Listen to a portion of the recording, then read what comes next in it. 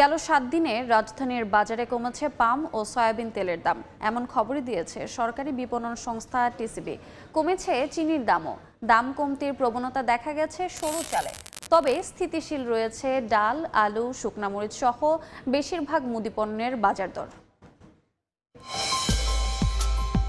গেল ৭ দিনে রাজধানীর বাজারে লিটারে ১৬ থেকে ১৭ টাকা কমেছে সয়াবিন তেলের দাম।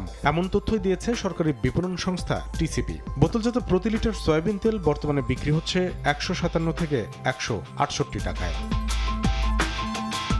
এ সময় লিটারে ২ টাকা পর্যন্ত কমেছে খোলা পাম অয়েলের দাম।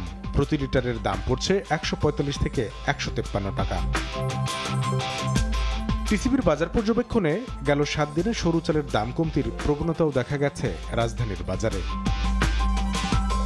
প্রতি কেজি চিনির দাম এ সময় ৩ থেকে ৫ টাকা কমে নেমেছে ১১৫ থেকে ১২০ টাকায়। গেল ৭ দিন ধরে একই দামে বিক্রি হয়েছে প্রতি কেজি ছোলা ও মাঝারি দানার মসুর ডাল।